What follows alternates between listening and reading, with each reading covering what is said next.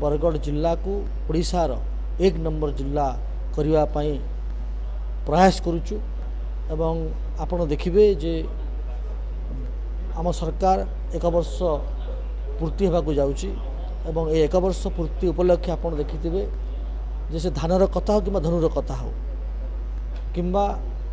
आम जदि भटली विधानसभा कथा देखिए ताहले सहलार कथा हो जमी भाव में माधव सिंह को सम्मान दिगला माधव सिंह छात्रवृत्ति योजना करागला जो भाव में भटली दयावन मंदिर को अम्बाभना मंदिर को जो भाव में ताकू सम्मान दिगला व्यवस्था स्वतंत्र व्यवस्था करागला जो भाव में गोदावरी मिश्र स्कूल योजना सामिल करागला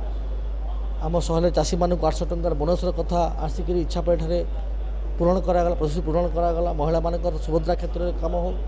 एवं जो आप देखिए सहलार उषा फंड 5 कोटी टंका केंद्र सरकार कॉलेज को निर्मित करागला एवं नुआ मंडप तैयारी होची नुआ रास्ता घाट तैयारी होची एवं अताबिरा जो मंडी व्यवस्था कथा हो विजेपुर में पदमपुर में हो पूरा सामूहिक विकास बरगढ़ आम करुचु बरगढ़ किभली भाव में दादन बाहर को जीवे नहीं बरगढ़ चाषी धान ठीक से बिक्री करें चाषी जनित समस्या जहाँ कि दूर हम चाषी अकाउंट पैसा किभली भाव में ठीक से जीव सब प्रकार कथा घर कथा अंत्योदय योजना घर कथा पीएम आवास कथा एवं सब राशन कार्ड कथा आपड़ जो कथा सब अच्छी पूरा घंटा घंटा धरी आलोचना करके तार समाधान किभली भाव में हम जहाँ रही गरीब जमी पट्टा किभली भाव में मिल तापाई कथा पानी जल असुविधा होमु स्वीकार करुच्ची ताऊ किभली भाव में समाधान करा आगामी दिन में आम कौन सब करे पर्यंत ये खरा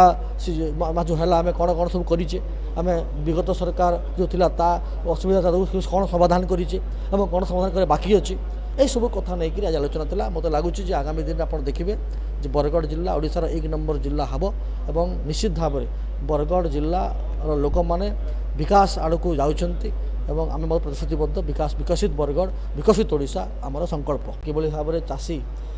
धान को तुरंत बिक्री करें जून 15 मनसून आसवा पूर्वर बरगढ़ जिलार धान संपूर्ण रूप से किभली भाव में बिक्री हेब एवं चाषी को कहीं जमी ब्लैकमेल करेंगे ना विभिन्न कथा को नहीं क्षयक्षति को नहीं क्षयक्षति किभली भाव में सरकार आउ कौन पदक्षेप नहीं पारे ता प्रति आलोचना होती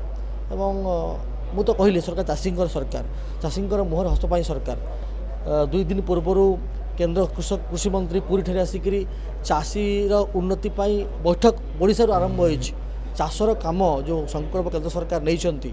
तार काम ओडिशा आरंभ हो एमएसपी प्राइस धान कम हेले बढ़ी तो निश्चित भाव में चाषी ये सरकार प्रतिश्रुतिबद्ध जेपर्यंत आम आमर चाष को मजबूत करवाने से पर्यंत